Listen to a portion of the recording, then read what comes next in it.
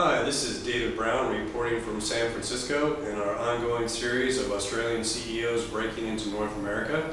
Today we have the pleasure of speaking with the CEO of Business Catalyst, Mr. Bhartiya Hausman. Bhartiya, welcome to our show. Thank you, David. Bhartiya's got an interesting web development platform that's actually been doing quite well in America. Bhartiya, when I look at web development platforms, there seems like there's so many in the marketplace today. What makes yours different? Yeah, look, I think the market is quite saturated on that front. When we started this business about 5 years ago, we felt that the way websites were going was not quite right. Everybody was in the market of building websites, and they served certain purposes. But we felt that you needed to think about websites as an online business. That it needed to be a business. It needed to have ROI built into it, and it needed to have some sales, service, and marketing functions built into it. So it's not just a marketing platform; it's actually a revenue-generating platform. Exactly. Well, we wanted it to be a business. We wanted you to think of the website as a business, and so what we set out to do was build the first online business platform. Our mantra is online businesses, not websites. I think we're in 2009, websites are dead. If you're thinking about websites as they have traditionally been thought about, then I think you're going down the wrong path. So I think that's what we did, and really what sets us apart, it's the fact that we felt that there was 4 or 5 key functions that every small business owner needed. That being the website itself, being email marketing, being able to market, being able to sell online, being able to understand your customers through some sort of CRM. So we built the first integrated platform that brings in together those different elements. And really the benefit to a small business owner is the fact that they don't need to work with a bunch of disparate systems. There's cost savings, there's time savings, and so forth.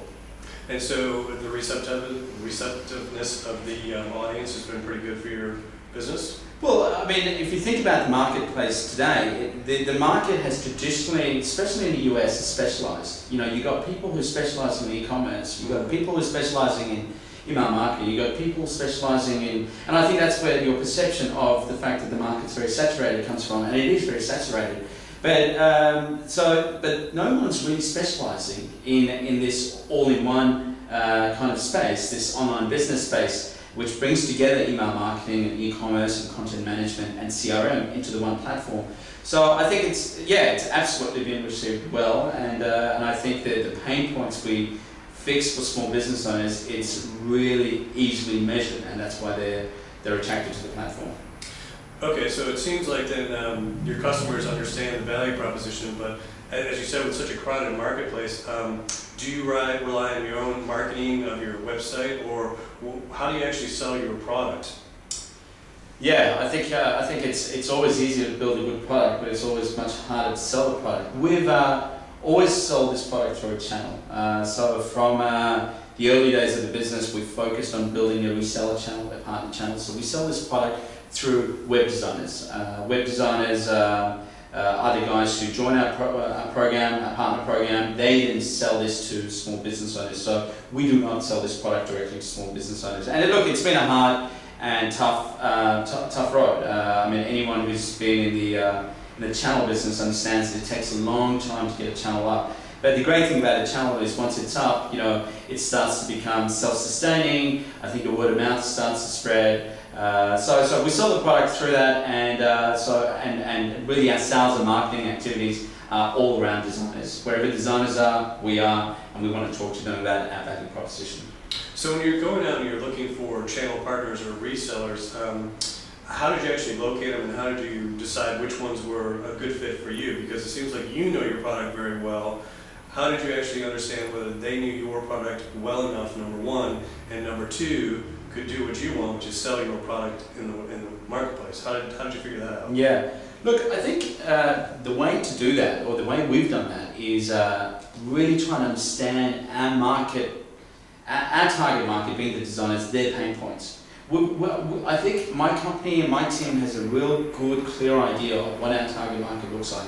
Now, I can think about a designer, I can tell you in my head what he looks like and what he's wearing right now, and if I say this, what he's going to say. And I think we really focused on building, when we were going after that channel, we ensured that the product was addressing the pain points for that channel. Web designers are being forced in 2009 to bring a bunch of different tools to deliver solutions for their business owners, because business owners are much more savvy and they know what they need to be successful online. So that's expensive. Designers, are being told to build sophisticated systems that require programming, but they're not really programmers. So we went out there and found these people by telling them, hey, these are the pain points we can fix, and those people just would naturally gravitate towards our products and services.